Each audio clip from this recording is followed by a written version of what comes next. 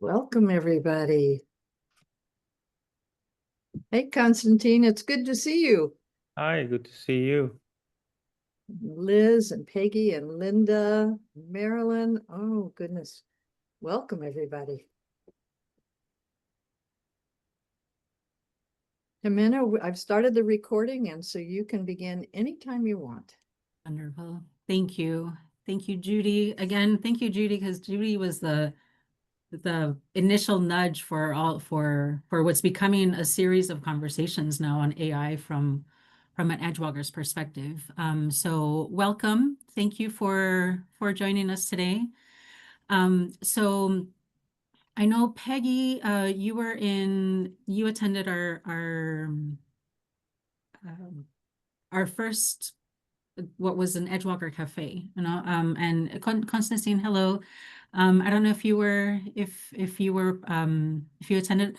So to give, and also for, anyone who would be watching this video, also, so this is a second conversation in what is becoming a series of conversations on, as I said, AI from an Edgewalker's perspective. My name is Ximena Vidal. I am an Edgewalker facilitator, and I am somewhat facilitating this conversation, but really it's with Bill and Prasad. The three of us have come together to look at AI from a perspective, sort of just pausing a little bit, taking some time to look at AI, because most of us are like, the numbers are growing now, that we're tinkering with AI. So we're finding that we need these spaces to just stop, have these human conversations, and see how we feel about AI. Where is AI taking us? What are the possibilities? What are our questions? What we're calling pebbles in our shoes, with AI. So we want to take just a few minutes, perhaps Bill and Prasad, if you want to introduce yourselves, and so we can get this conversation started. Sure. Thanks, Ximena. And great to see you, Prasad, Judy, and everyone else. My name is Bill Kirst. Recently certified Edgewalker facilitator. Super excited for that. Thank you, Judy and team. The timing is perfect. So I've been kind of in the realm of technology and leading people through the change of technology for over 20 years. My expertise is organizational change management. It's a long way to say. I work with people in sort of a coaching capacity. I presently work at Adobe, but I've worked at places like Microsoft and IBM in the past. And I've been writing probably since 2023 about leading change in this era of AI. So I'm honored to be here for a part two in this discussion. I really appreciate everyone's participation and their questions. And the more that we learn together, the more that I learn individually. So thanks for the opportunity. Prasad? Thank you, Bill, and thank you, Ximena. My name is Prasad Kaipa. I am a edgewalker without knowing that there was something called an edgewalker, because I'm a physicist who went into Apple Computer, started looking at AI pretty early in 1989 type of things. But that got me to move into organization development. How do people learn? How do people think? How do people change? And that exploration has really taught me what organization development is and leadership facilitation is for past 35 years. So I did coaching mostly at a very senior level, because I didn't know how to coach operational or at a lower level. So I became a CEO coach not because I was great with CEOs, but because I didn't know how to connect at an operational level. I only knew strategic and cognitive level. That's how I worked for a long time. I was also a professor in Indian School of Business, Saybrook University, USC, and a few other places. And now for past 6 years, I have been reconnected with AI. being in the Silicon Valley, so in the early versions of AI, because there are a large number of my friends from IIT. Some of them, like Perplexity, was developed by a CEO from IIT and a few other people. So we have like about 100 people who are AI researchers who have been, chatting about various aspects of it. So I started exploring with the AI in 2022, 23. Now I believe that my productivity, my effectiveness in writing, my ability to do research, and ability to edit my Indian English, if you want to call, even though I've been in United States for 45 years, I kind of find that Indian metaphors and some of them seamlessly keep playing in my consciousness. So I found AI is extraordinarily good.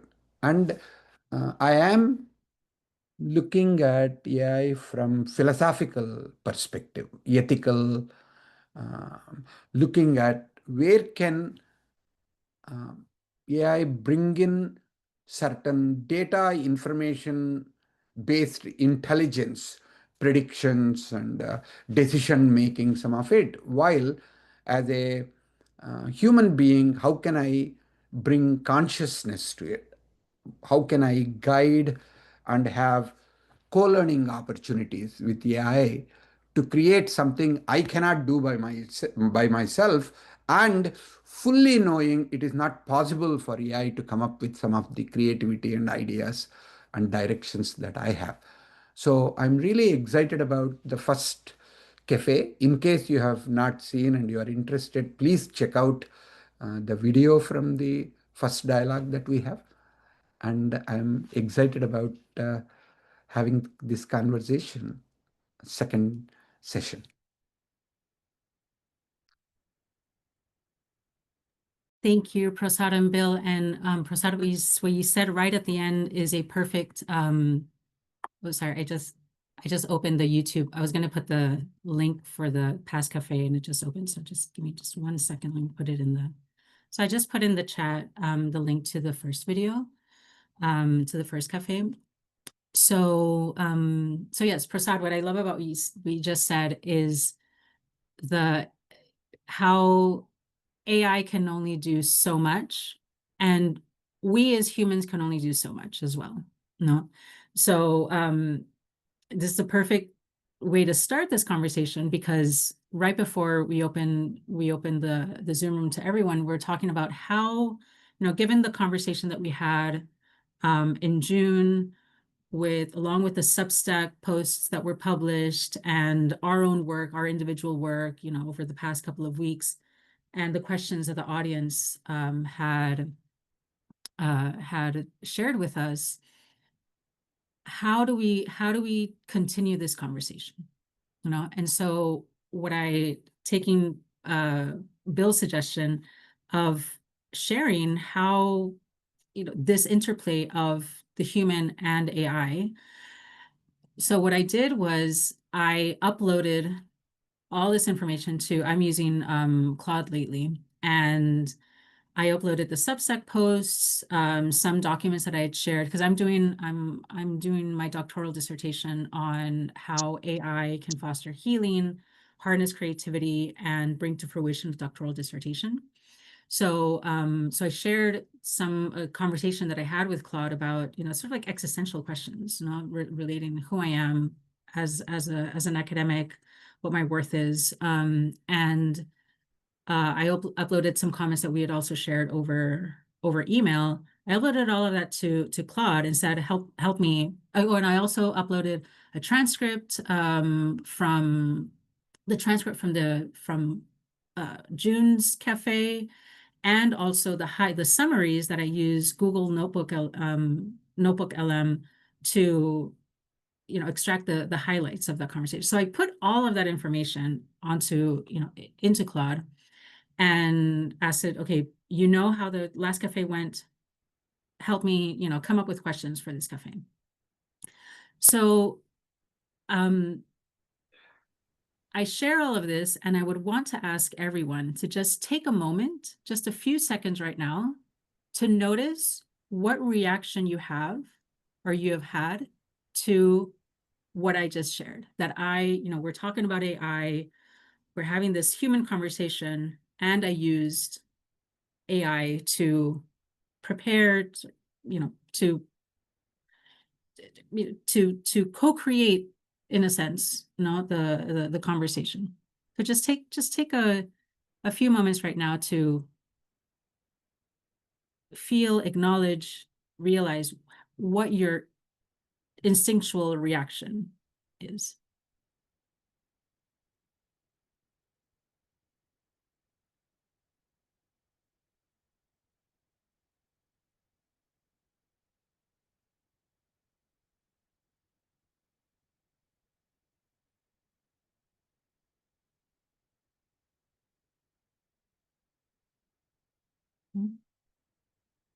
Thank you, Barbara. Positive, Claude is most likely a highly intelligent co-creator. Paulette, I'm excited to learn more, better understand the impact of AI on society. I'm troubled by people playing with AI, given the tremendous use of energy it uses. Yep. Thank you. Yes, and so I ask you to reflect for a few moments on this, on my sharing how I use AI, because it's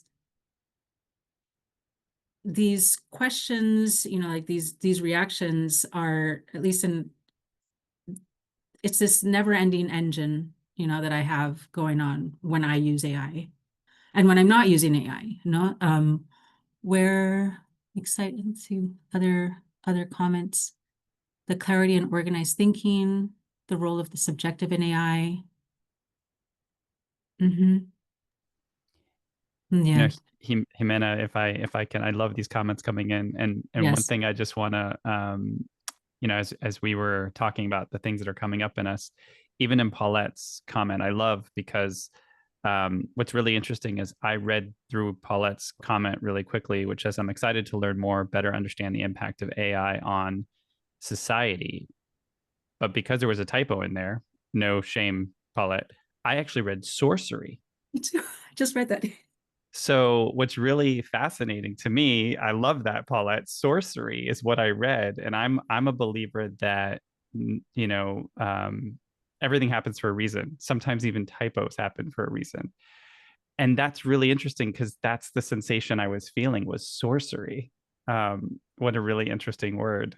So the playfulness of this at the same time is what I'm feeling. And I love that something like a typo, right? Us typing really quickly can put us right back into our body. So thank you, Paulette.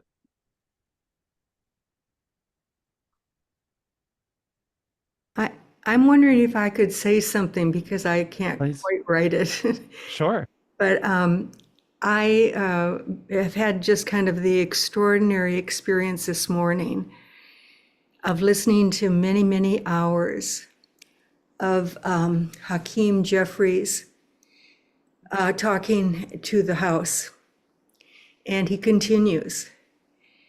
And he speaks very slowly. And I have a TV down in my main floor, and I have a TV upstairs. And so when I go upstairs, I could listen to him saying something, and then I would hear the same thing downstairs afterwards. And it's filled with so much philosophy, heart, history, personal, global. And I thought to myself, I'm wondering if communities could listen to all of what he's saying and take a piece of it to memorize, and that we would perform it all over in humanness. So I'm very much, very much appreciating what hasn't been able to be done around some of our very big issues right now. And Hakeem is doing something that is very unusual. It's not about taking up space. It's about how he's thinking, how he's sharing, how it's coming out. And so, as I was getting ready for this morning, I've been thinking about, how do I feel about what AI can do? And so,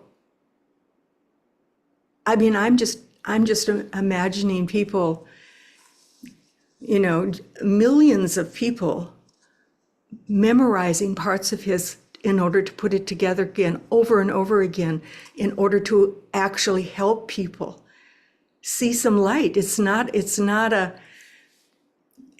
me, it's not at all a simple political speech. It's filled with all these things that we're looking at in terms of how does AI manifest that?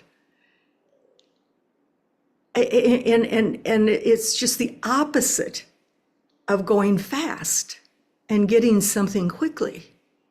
So anyway, I didn't know how to write that, but I'll stop there.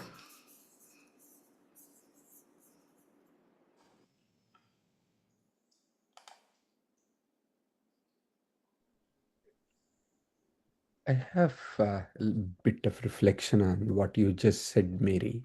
And I think sometimes consciously slowing things down so that we can look at silence not as a pause, but as a source of creativity.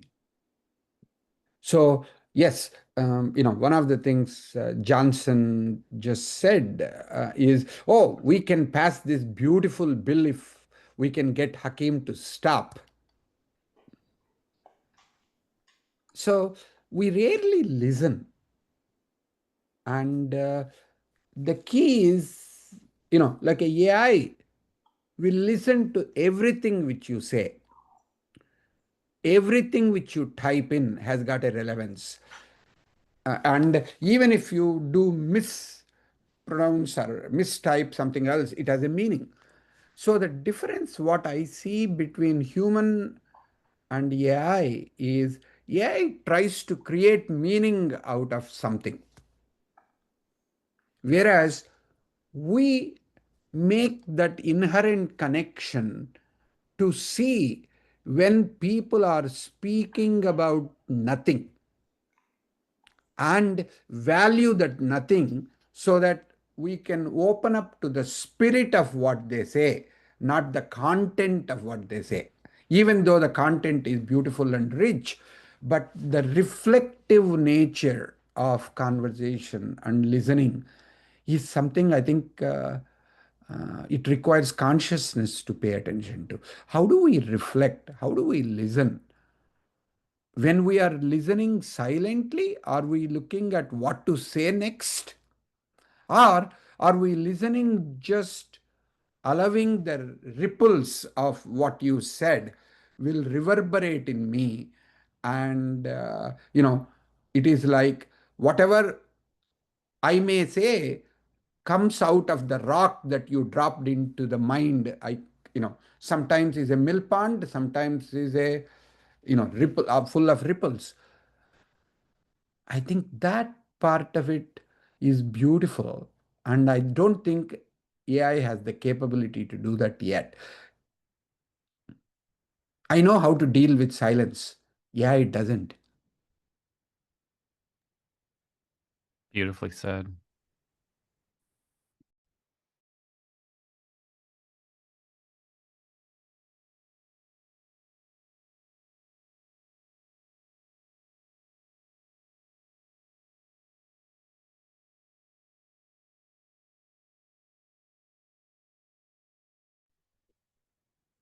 talking about silence, because I notice I notice a discomfort that arises in me with silence. And after Mary shared, I as a somewhat facilitator of this conversation, or a co-facilitator, of this conversation, I'm like, do I jump in? Do I not? Do I give space? No, do I because it's, how can I say this? Silence made me more present and made me realize that I'm not alone, and that there are, there's Prasad, there's Bill, there's other Judy, and I think I don't know how to deal, Judy in the chat, no, Prasad, I know how to deal with silence. AI doesn't. I recognize that I don't either, and that I'm learning, and that it reveals in me, okay, this is something that I have to work on. Am I using AI as a crutch? No, it's always there. I have an impulse like, okay, what do I say now? No, so it's it just, for me, AI is helping reveal parts of myself that I would either ignore or not pay attention to, or, well, no, it's the same, ignore and not pay attention to. But it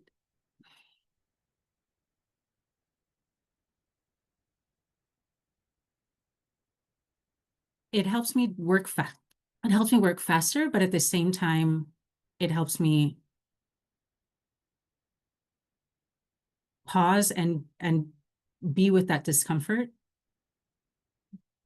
because I know it can fill in a void. I don't know if this makes sense. It's just, Val, please.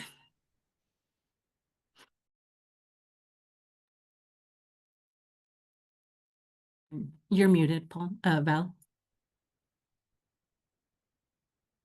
Val, you're muted.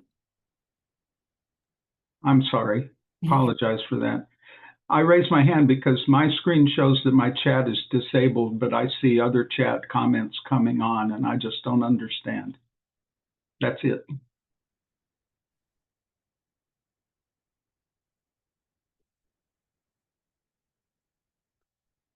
I think it was disabled. Now it is no longer. That's what I heard. I see it. Thank you. I just saw that. Thank you. Yeah, Ximena, I wonder if the topic around silence that I think is an important one. One of the things I try and understand is, where do we place the words or the phrases or even the notions that come to us from silence? And this is one area that, for me, a lot of times, and I'm sure many people can relate, it's in that liminal place between deep sleep and rising into consciousness that something drops in, I would say, from a place of silence. And oftentimes for me, when I hear that thing drop in, it could be a couple words, it could be just one word, it could be a phrase or a sentence, I'm often a little listless. I'm not sure where it belongs, where it came from, where it's going to. And sometimes I feel it's important to place it somewhere. Now, that could be a journal, that could be just a piece of paper. One of the things that I'm starting to notice for myself in that space of co-creation is to place it in a place where I can have a discussion with a bit of my own subconsciousness. And the interesting thing that I've learned recently is that these tools allow me to just start that conversation from a place of silence or from a place of musings or subconsciousness, to place it there and just begin the conversation with myself. So I know there's some inherent risk there, right? Which is I'm taking my divine nudges and I'm placing them into a machine, right? Whether it's a phrase or a question. And some might say you're shaping that machine based on something that is so divine to you and that's sacred. Yes. And in some ways, it's actually allowing me to almost molt this thing that is emerging through me, which I hope and believe may allow me to sort of enter into my next conversation with more empathy or curiosity or connection or subconsciousness. And that's something I never would have expected these tools, these technologies, these machines to do. I'm going about it gracefully and cautiously, but I've noticed that in an unexpected way, it's connected me to more of that emerging silence and what comes just out the other side of it. That's all very, very fresh and recent and new to me. So I wanted to share that as well. Thank you, Bill. That followed by Marilyn's question about the speed. Coming from India, where to compete, to become successful, you have to be faster than everybody in the room.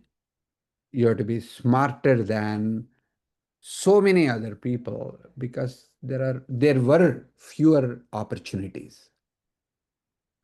So I learned that when I was growing up, being fast means opportunity to succeed or opportunity to get a job or sometimes even put a food on the table, or you need to be fastest. It's like playing the Jeopardy on TV. Who presses the buzzer first will get the chance.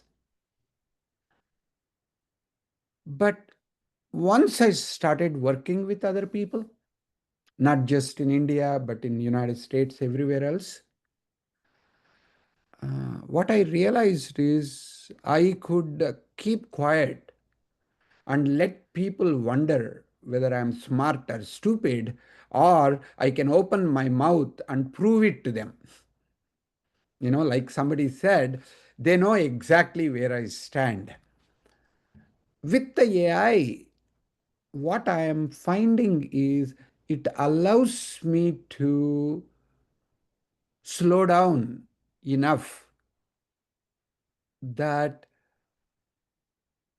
it can fill the space. Any words that I put, it takes it as a mantra and it keeps generating stuff.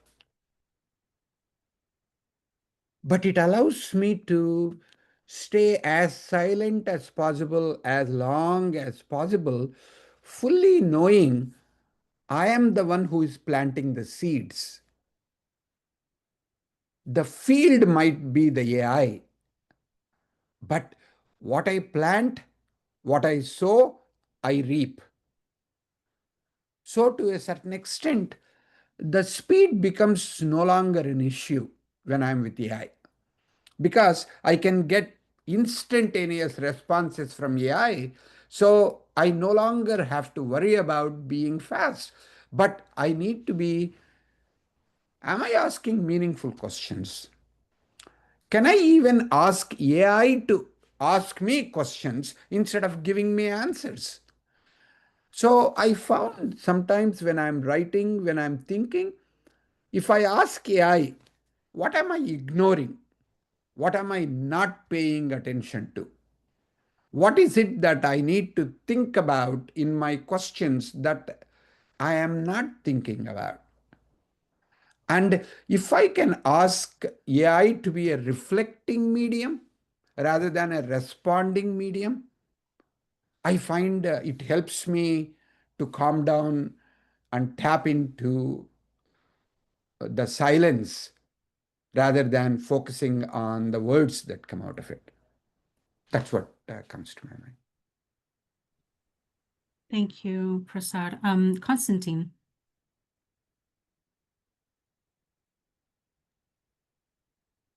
Yeah, good evening.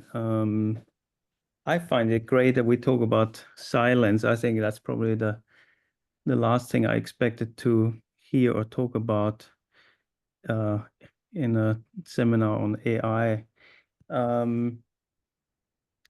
Silence is a very interesting topic, and if you're married like I am, then you know that being silent is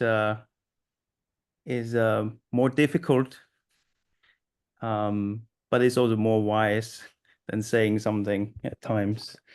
And for me, I'm an Austrian who lives in Taiwan. I speak some Chinese, but I'm not perfectly fluent, which doesn't fit my personality. I'm quite outgoing and I like to bounce off ideas, and I can't do that with many people here. So when AI came along, that's a fantastic tool for me, and I use it for my work, for my studies. But I increasingly I use it for everything, and everything that happens. I don't know, a problem at school with the kids or something with the football club. I'm like, okay, I think I know where I'm going with this, but let's check what ChatGPT has to say about that. Do I agree with it, or how advanced is it? So. I find it fascinating and interesting and great. And I think and if I look around here, we all, or most of us are old enough that we grew up without AI, and I wrote that in the chat. I feel like I'm mature enough to use AI. Do I have this confidence in my students? My undergraduate students, definitely not. My postgraduate students with assistance. And my question would be,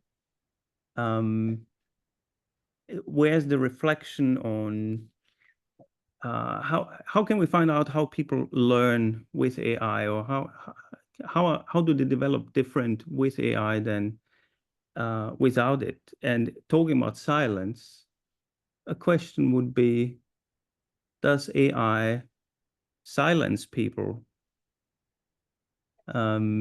I noticed here in Taiwan, everybody's, with technology, fast internet, everybody has the latest mobile phone. I notice in the classroom, the Taiwanese students, they increasingly don't talk to each other anymore. There's a problem coming up in the classroom. They don't talk to each other. They leave the classroom. They have their phone in the hand, and they line each other in the classroom line group to discuss the problem, but they don't do that face to face anymore.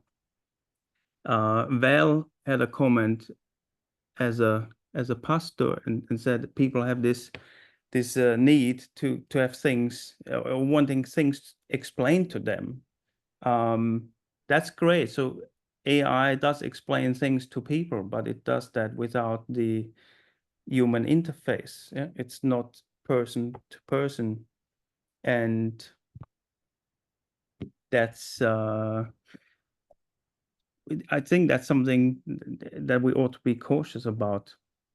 And also as a pastor, and for myself as a Christian, sometimes there are no answers to questions and no explanations. And that is also something important. And AI, I think, will always have an answer, or train people to have this expectancy. There's always an answer. Thank you, Konstantin. I think there was a study just this past week, and I'll see if I can find it to share, but MIT was actually doing some studies on the effect on the human brain as a result of using excessive amounts of these AI tools. And I think all of us know this from previous experience and reading, but it does, they do fear it's beginning to shut down critical thinking centers in the brain. And your point around that, on top of the pulling back of the human to human connection, is in my mind very problematic. And Val, I love your question, as a pastor, because I do think when given the option, many people will probably choose to have somebody tell them the answer. However, that's actually not where the work exists. That's not where we really kind of get in touch with who we are and our values and our convictions and our principles. And this is why I believe that it's important that people like Hakeem Jeffries, right, stand and speak philosophically and slowly, that people pick up books and actually read them, and write and scribble notes. All of these different things, experiences, light up different parts of our brain, which I believe are critical for our humanity. And we also have these tendencies where we might want to take a shortcut. I think it's imperative as Edgewalkers that we remind people that sometimes the longer route is the truer route, depending on who that person is. So I appreciate you asking that and elevating what Valid shared too. Constantine, what? Go ahead, I'm Ximena. sorry, Prasad, go ahead. So, I mean, this question of agency that we are discussing, that Val raised, and then other people talked about. So the AI can mimic stuff. It cannot generate stuff. There is no subjectivity, as we know already. What it can also do is probably not just mimic it, but amplifies it. It echoes it back. So it's like a mirror. In that respect, it reflects back what we said. And because of this, we are influenced by it and we ascribe agency to it. It is intelligent. You know what? The LLMs are not intelligent. They're just predicting and they're just making progress to reason. They do not have reason. They just predict what comes next letter, next word, next sentence, not even next sentence. So let's not even assume that they have basic intelligence of knowing what they are doing. So the question of agency, question of thinking, question of subjectivity, all of them do not exist. They have only outer awareness. There is no inner awareness. I think that's what we need to bring in. If we can bring in our inner dimensions, it can bring the outer data together, we become enriched by it. And only we are enriched by it, even though we provide that as the data for LLMs, so that it's also enriched in its own way. Back to you, Ximena. Two things come to mind. One is, they shared in the chat these, and there are questions about like how AI use is making us think less or think less critically. And there's a Bloom taxonomy of cognitive complexity, no? Where the first one is just remembering, then understanding, applying, analyzing, evaluating, and then the last one is creating. No, I wonder if in the age of AI, there should be a next one, which is intuiting. No, because these are what the conversations that I'm hearing about AI and what I'm reading about AI, they don't mention the body. They don't mention how crucial the body is in learning, and body is in like sensory experiences, no? And how that might how that influences our these levels of thinking, and how that might influence how we use AI, and how like the impact that AI can have in our brains. And also another thing that comes to mind is what kind of thinking pre-AI, perhaps much of our thinking was in the first 5 levels of Bloom's taxonomy. So remembering, evaluating, no, like up till evaluating. But with AI,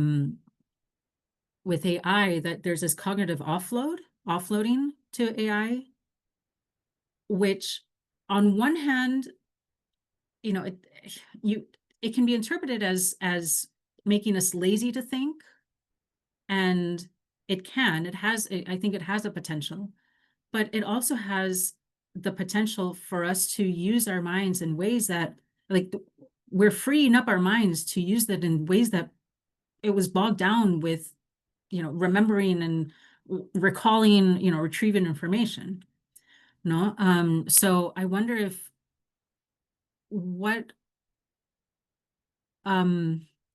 my question is, what's the incentive of people to lean into that creativity, that the intuition, the listening to our bodies, because the RAM that we're using in our mind is going to be more free. So that's what I wanted to share. I like to think, and again, it's just a hypothesis at this point, but to your question, I like to think that we may be freeing up more cycles for creativity, or cycles for, to your point, experiencing somatic learning. But I know that in considering that might be a little risky for people. So if I'm not a creative and most of my mind is dedicated to solving problems, remembering, recalling, researching, and I can offload some of that, then the question to me becomes, well, where do I spend my time? And we're seeing this, I think, in workforces across the world, which is, if I used to spend my time doing this and it was valued, and now it's not time spent doing that, or no longer valued, then where do I spend my time? For me, it's both exciting and terrifying, Ximena, because with that question on the table, we change how we relate to one another. And I would like to believe that we spend that time being more creative and more connected, but I'm fearful we're not seeing that. Prasad, your thoughts? Yeah, like yesterday, Microsoft laid off about 9,000 people. Yes. And this is the trend. And of course, they say we have Copilot, and more of programming can be done by AI. And I was talking to a principal engineer in Microsoft who actually works with Copilot and AI on a day-to-day basis. Then he said, roles have changed, but the job still remains for a large number of engineers to be there. I asked him why. He said it will do the coding based on the questions you have asked or the specifications that you have given. But who is checking, have you given the right kind of design specifications? Have you really architected it properly and thoughtfully? And what you have done, is that working? Is that actually responding to it? So he says, Copilot can do dumb grunt work. It is like a digital slavery can be outsourced to AI. Mechanical stuff can be outsourced to AI. But really, the cognitive reframing and looking at what are we creating, what are the guideposts, how do we get there, what do we get, is something that AI cannot do. And I was talking to another person almost a year ago, a friend called Bill Atkinson, who just passed away a month ago. And one of the pride that he used to have, he wrote the entire Macintosh graphical operating system into 4 kilobytes of random access memory when the Macintosh was released. The entire Macintosh operating system that was going into that was 128K. That includes application memory, that includes whatever you are typing in, and it includes what it takes to run. Now, with the Microsoft Word or with some other things, you are talking about gigabytes of updates for even something very, very, very small. So he was telling me, if you are telling me that with the AI and with the intelligence has grown and we know how to do, he says, I question it very much. Elegant, simple, effective, beautiful way to do things with the minimum complexity, I don't think AI can do it. And as Ximena, you mentioned earlier, like, can I do it? Or somebody else saying, do I have the agency? Do I use the agency, or do I live on autopilot, operate on autopilot myself quite a bit? And I think that's a question which we need to seriously think about. Am I aware, conscious, and operating out of that awareness and consciousness in speaking, listening, and in making decisions and building relationships day after day after day? Or even though I have all those capabilities, do I continue to operate like an automaton, let alone an AI machine, and wonder why my life has presented these, forgive my language, shitty choices? I think we are not using our intelligence and our consciousness to move further. And AI can only amplify whatever we are putting in. You put shit in and you get shit out. Or you put something else, maybe there is something that is reflective that can come out. Paulette. Thank you, Prasad.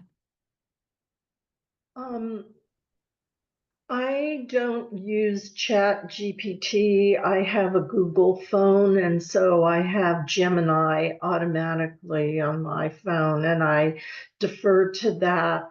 And I've become aware of an AI system that's used by Stephen Dinan with the Shift Network, which has a whole different way of interacting with questions.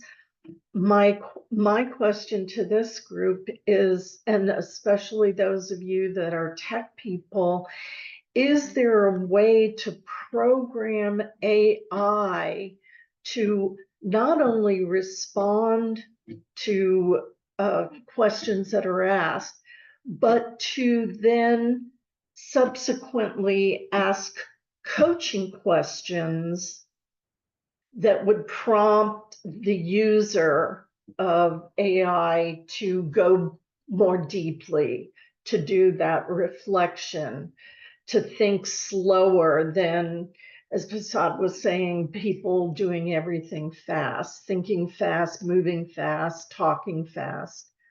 Thank you. Yes. So the initial answer is yes, that is actually possible. And there are a number of people, Paulette, to your point, the example you give about the Shift network, there are a number of people who are actually taking the power of this technology and actually building what some might call small language models. So to your question, they're essentially taking the power of it and applying it in their world. So in the Shift network, or if something you have more philosophical or more meditative or more spiritual, you can apply this technology and have it sort of serve up answers and have that coaching conversation with you within the realms of what you want. Workforces are doing something very similar, where they're building small language models where it serves up, for example, the enablement materials you want or the coaching that you want, as opposed to going out scraping the entire world of information and discerning that that titration may be too difficult for it to do.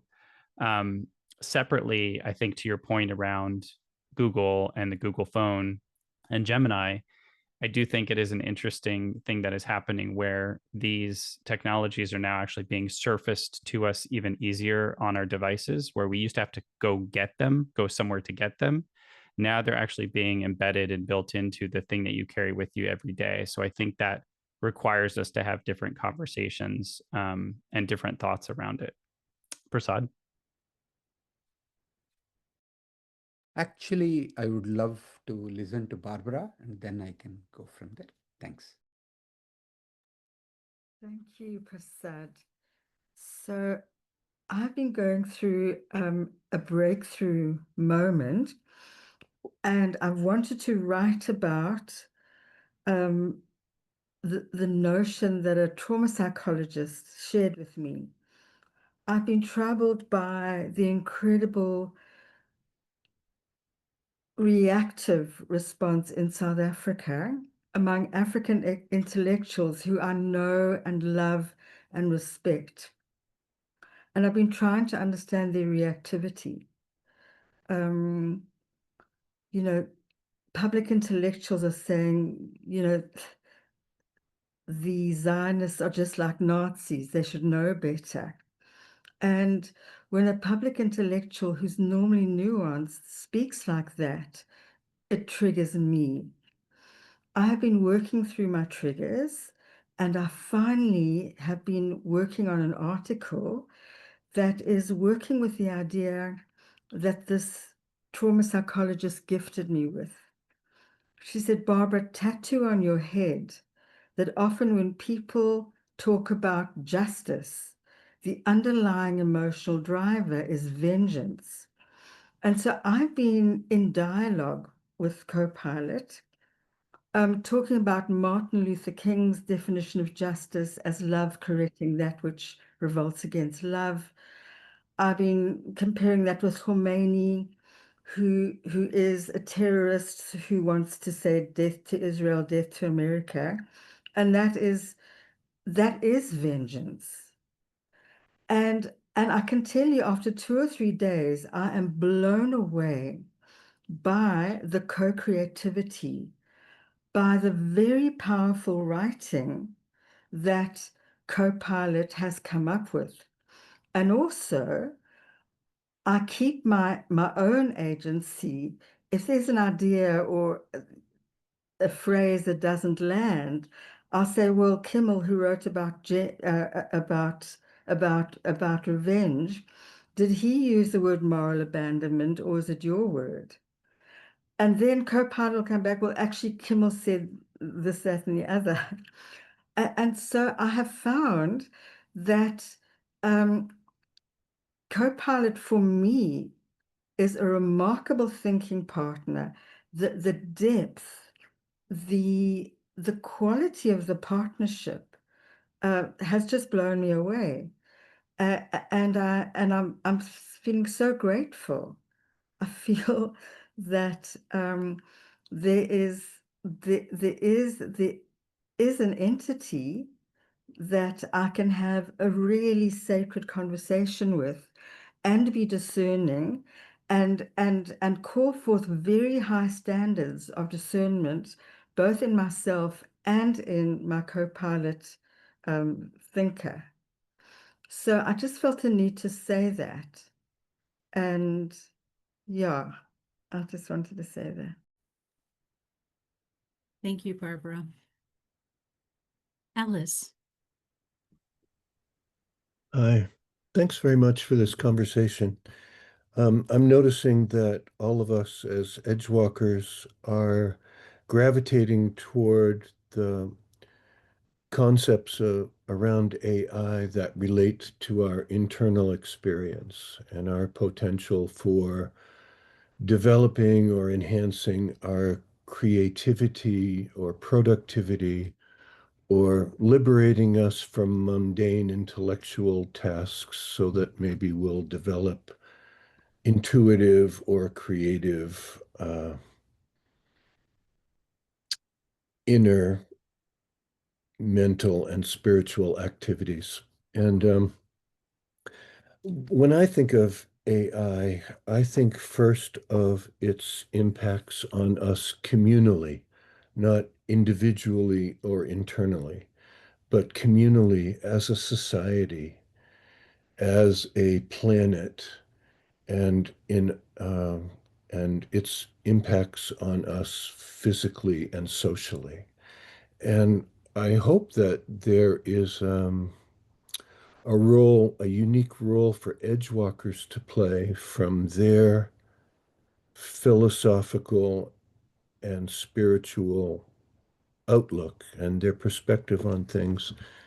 In the first meeting, Bill mentioned that he's very conscious every time he uses AI of that how many teaspoons of water are being destroyed, and now it's becoming more widely known how much energy usage is being consumed in this time of the global warming crisis. And so the impact on the planet is huge. And that is right now.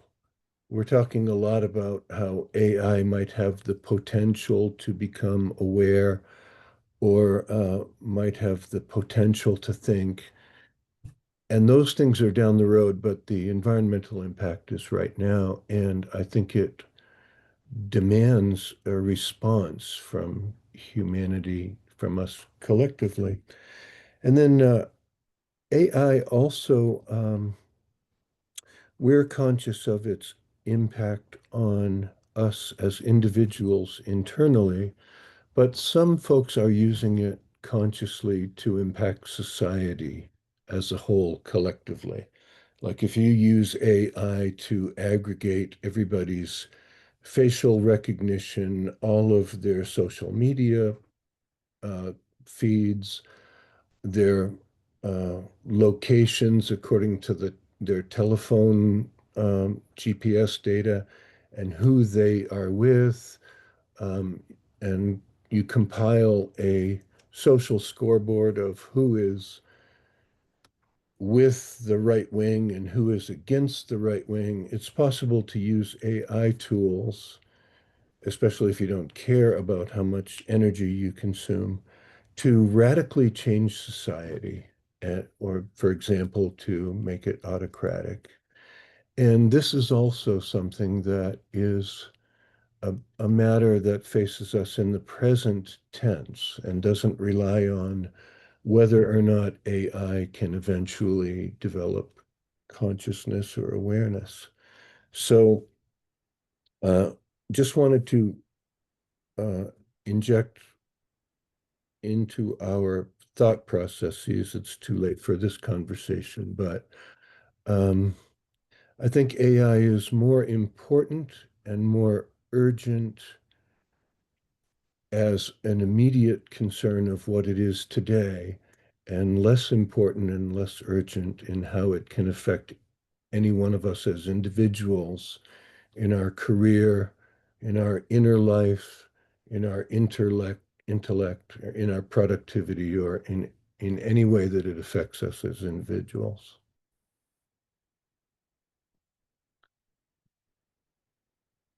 I just want to build on what Craig said, and I'm reflecting on what you said, Ellis.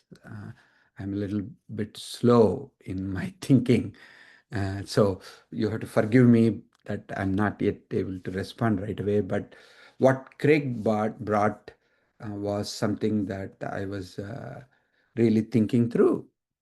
When you talk about a Neuralink, obviously, people have been talking about getting the chips implanted in the brain.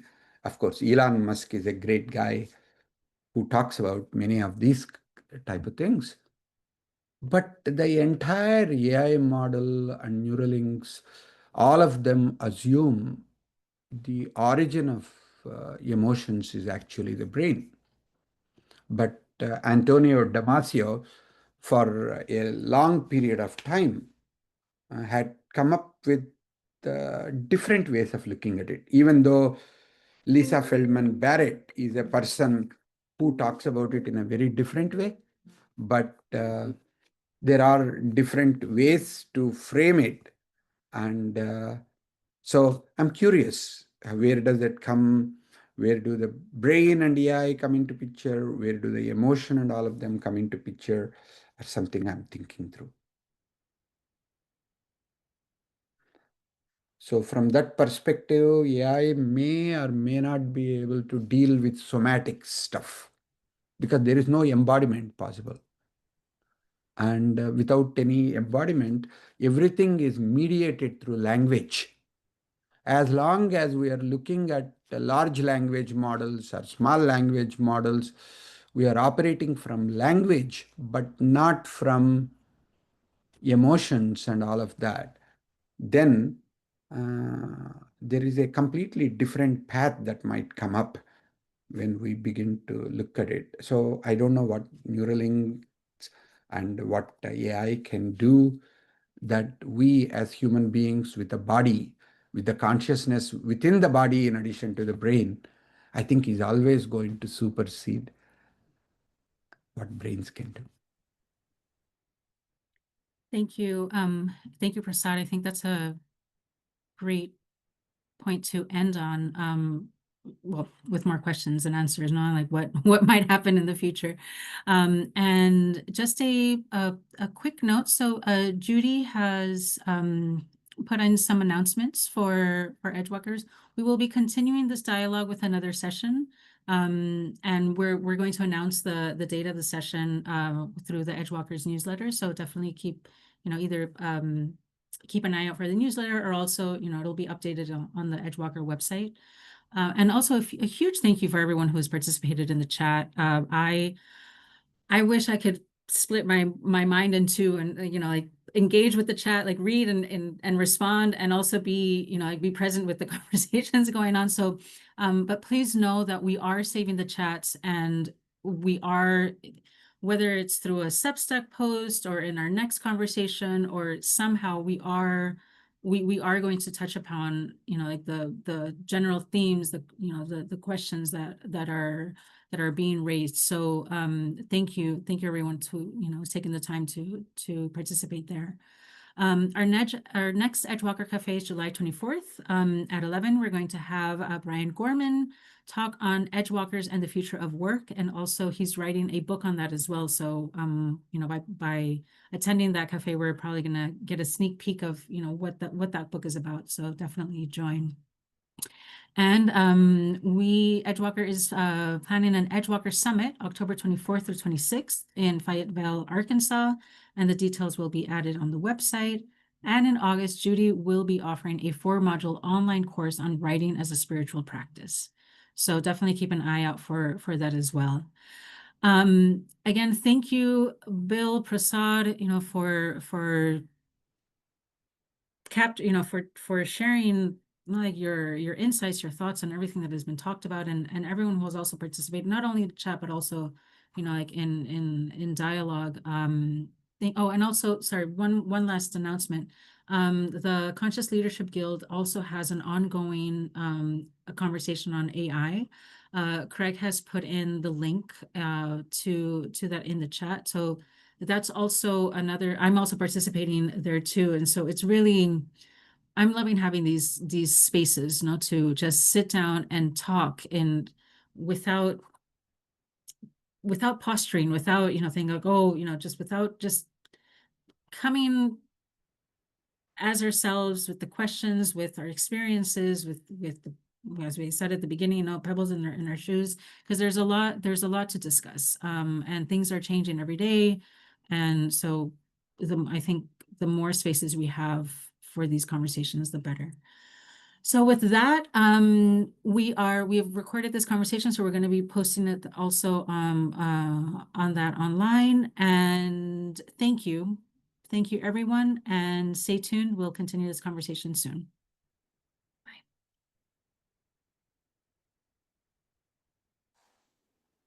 Thank you, Ximena, and thank you, Judy. I'm wondering if there is a way to get the chat. How do I do that again? Do you know? Yes, if you have the chat open, there are 3 little dots. At the top or at the bottom? At the top. At the very top, okay. Mhm. So if you Okay. click on those three dots, the first option you should get is Save Chat. Okay, wonderful. Thank you so much. Sure.